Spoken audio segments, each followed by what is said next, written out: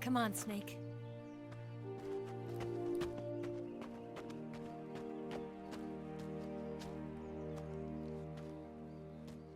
We made it. We made it. Over there.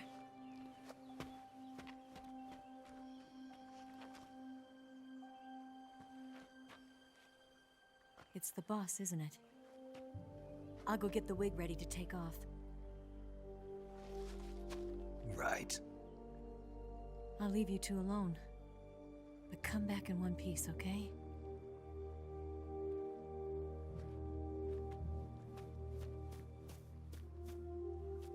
Promise me!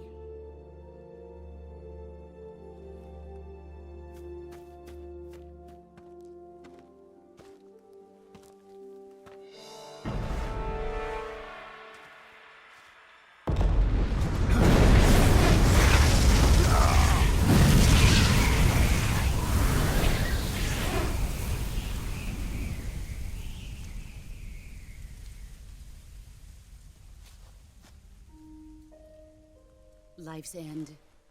Isn't it beautiful? It's almost tragic. When life ends, it gives off a final lingering aroma.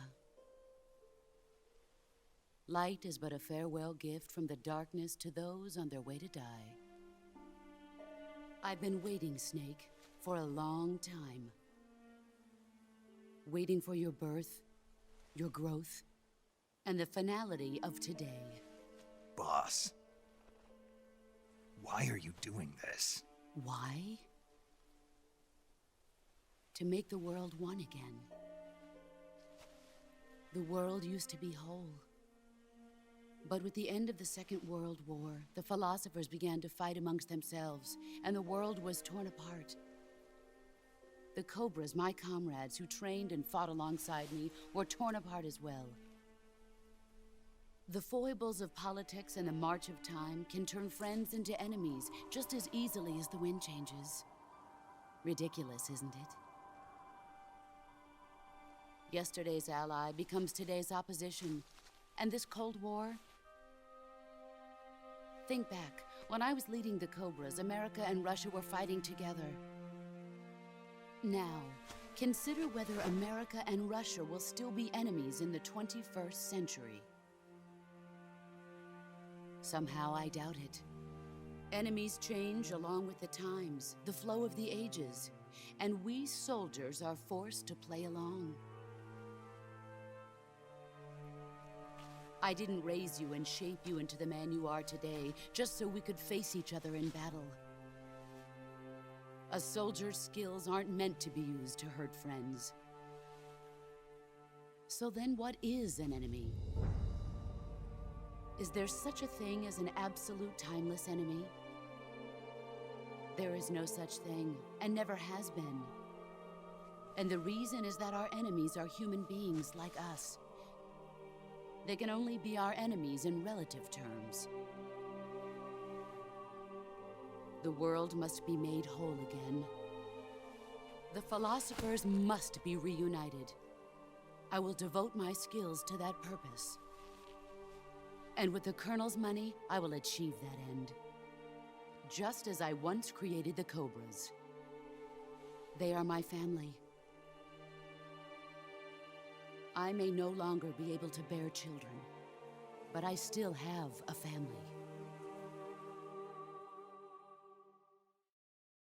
It was November 1st, 1951. I was in the Nevada desert participating in atomic testing.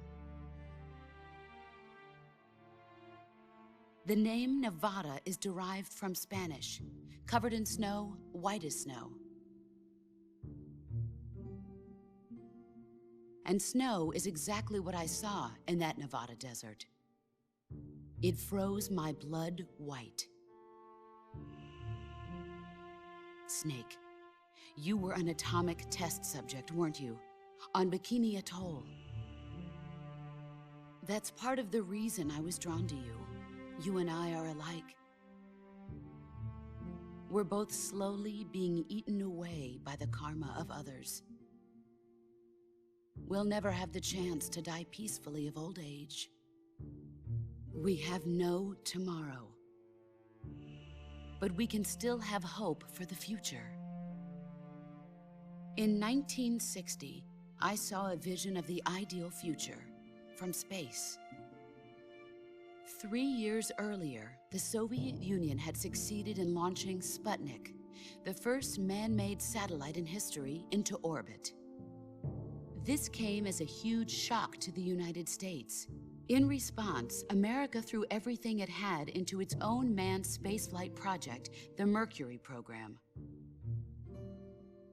Even as the Soviets seemed poised to send their first man into space, America was still experimenting with chimpanzees and rockets.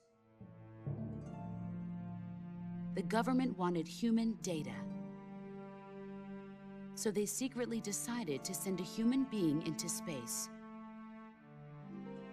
I was the one they chose. At the time, they didn't have the technology to block out cosmic rays, and whoever they sent up would inevitably be exposed to heavy radiation. That's why they chose me. After all, I'd already been irradiated once. Of course, you won't find any of this in the history books.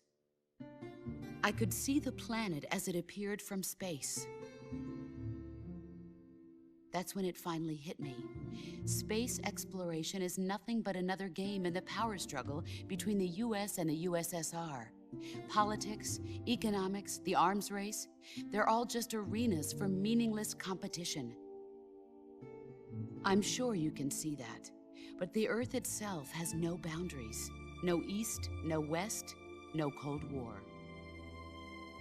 And the irony of it is, the United States and the Soviet Union are spending billions on their space programs and the missile race, only to arrive at the same conclusion. In the 21st century, everyone will be able to see that we are all just inhabitants of a little celestial body called Earth. A world without communism or capitalism, that is the world I wanted to see. But reality continued to betray me. In 1961, I was sent to Cuba, to Bahia de Cochinos. It was part of a CIA-sponsored invasion under the guise of taking Cuban exiles back to their country. But the US government betrayed them. Our weak-kneed president held back their air support. Defenseless, the exiles were annihilated by the Cuban army. All I could do was watch in silence. I was set up by the very country I'd sacrificed so much for, by the very government I dedicated my life to defending. I was driven from the surface world, and I went underground. Then, 2 years ago, I faced the Sorrow, my old comrade in battle. He was my friend. But one of us had to die. I was left with no choice.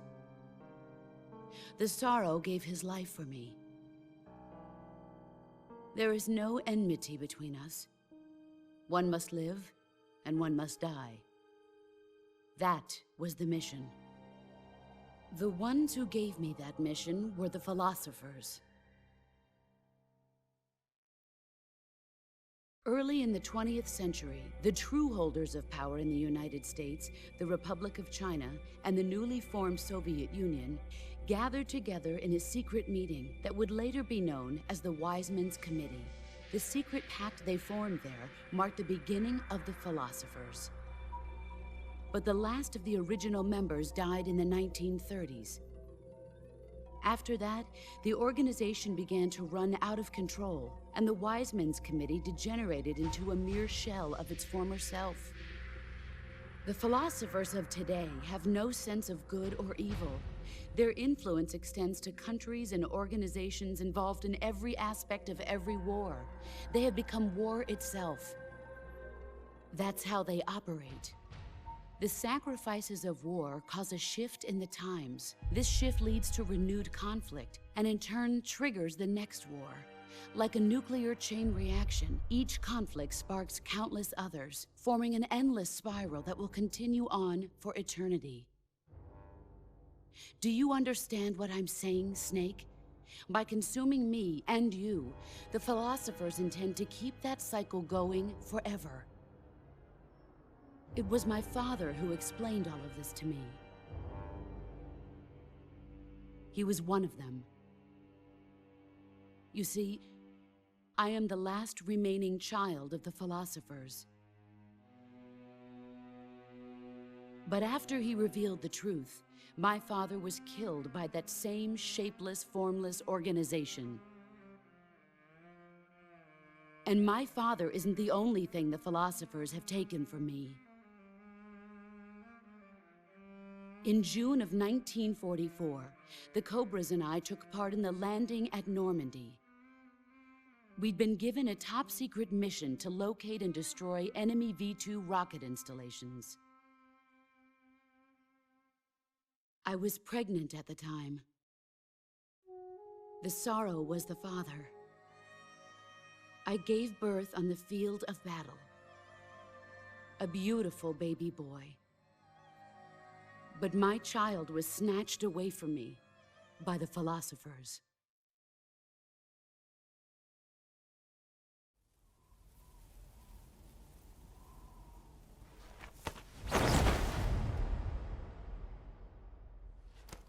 Look at this scar.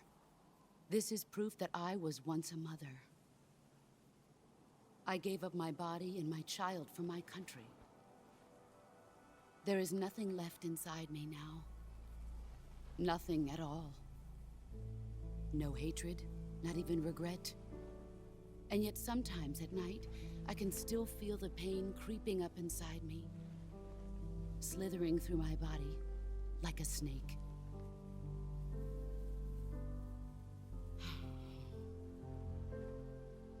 I've never talked this much about myself before. Thanks. Thanks for listening to me.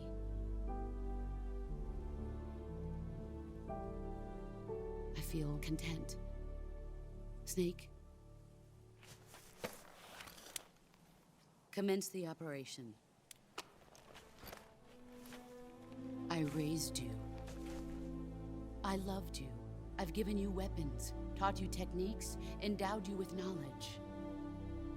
There is nothing more for me to give you. All that's left for you to take is my life, by your own hand. One must die, and one must live. No victory, no defeat.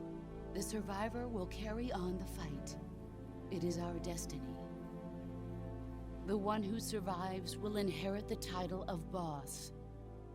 And the one who inherits the title of boss will face an existence of endless battle. I'll give you 10 minutes. In 10 minutes, MiGs will come and bomb the hell out of this place. If you can beat me in less than 10 minutes, you'll be able to escape in time.